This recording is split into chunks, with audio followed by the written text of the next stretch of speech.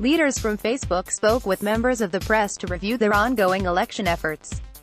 Last fall, Mark Zuckerberg announced the steps that they are taking steps to protect elections from abuse and exploitation. Given all the work underway, Facebook wants to provide regular updates on what they are doing and the progress they're making. This week, leaders from Facebook spoke with members of the press to review their ongoing election efforts. The following is a transcript of their remarks. Guy Rosen, VP of Product Management. Morning everyone, I'm Guy Rosen, and I help coordinate all of the safety and security work underway here at Facebook. By now, everyone knows the story. During the 2016 U.S. election, foreign actors tried to undermine the integrity of the electoral process. Their attack included taking advantage of open online platforms, such as Facebook, to divide Americans, and to spread fear, uncertainty and doubt. Now, none of us can turn back the clock, but we are all responsible for making sure the same kind of attack our democracy does not happen again. And we are taking our role in that effort very, very seriously. Today, we are going to outline how we are thinking about elections, and give you an update on a number of initiatives designed to protect and promote civic engagement on Facebook. There are 4 main election security areas that we are working on.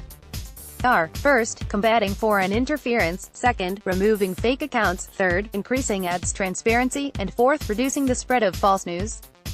This is a comprehensive approach we deploy in elections around the world, and we are here today to share our thinking about what we are doing so that you can better understand our approach. Now, I'll turn it over to Alex.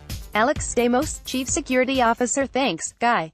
Good morning everyone, I'm Alex Stamos, Facebook's Chief Security Officer, and I would like to discuss how we think about different types of misinformation, and the adversaries who propagate it. When you tease apart the overall digital misinformation problem, you find multiple types of bad content and many bad actors with different motivations. It is important to match the right approach to these various challenges.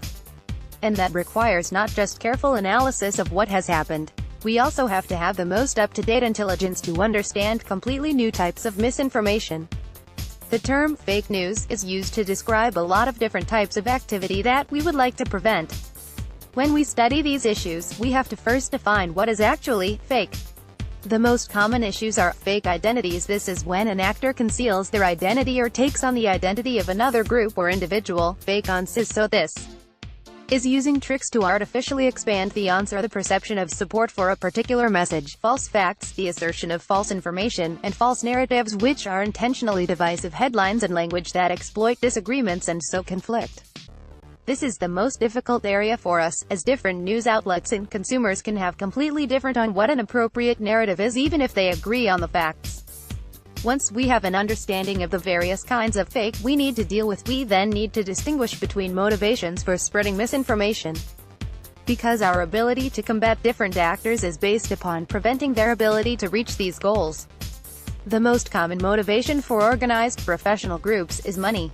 The majority of misinformation, we have found, by both quantity and reach, has been created by groups who gain financially by driving traffic to sites they own. When we are fighting financially motivated actors, our goal is to increase the cost of their operations while driving down their profitability. This is not wholly unlike how we have countered various types of spammers in the past. The second class of organized actors are the ones who are looking to artificially influence public debate. These cover the spectrum from private but ideologically motivated groups to full-time employees of state intelligence services.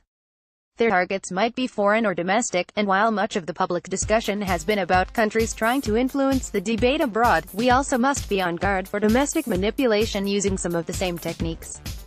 Misinformation can also be spread by less organized groups or individuals. These might be people who enjoy causing chaos and disruption, who you might call a classic internet troll. Or they might be innocent users who share a false story without realizing that the story or the person pushing it are fake.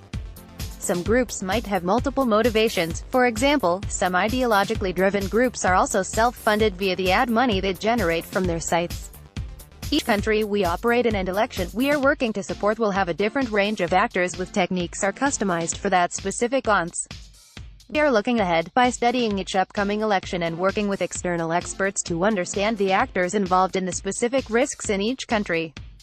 We are then using this process to guide how we build and train teams with the appropriate local language and cultural sites. At the end of the day, we're trying to develop a systematic and comprehensive approach to tackle these challenges, and then to map that approach to the needs of each country or election. Let me turn it now to Sammy to outline some of our specific product efforts. Sammy Chakrabarti, Product Manager. Thanks, Alex. I'm Sammy Chakrabarti. I'm a product manager here at Facebook, and I lead all of our product work related to election security and civic engagement. Let me start with our ongoing efforts to fight fake accounts, because that's one of the most frequent ways that we see bad actors try to hide behind false identities. Over the past year, we've gotten increasingly better at finding and disabling fake accounts. We're now at the point that we block millions of fake accounts each day at the point of creation before they can do any harm. We've been able to do this thanks to advances in machine learning, which have allowed us to find suspicious behaviors without assessing the content itself. Now our work also includes a new investigative tool that we can deploy in the lead-up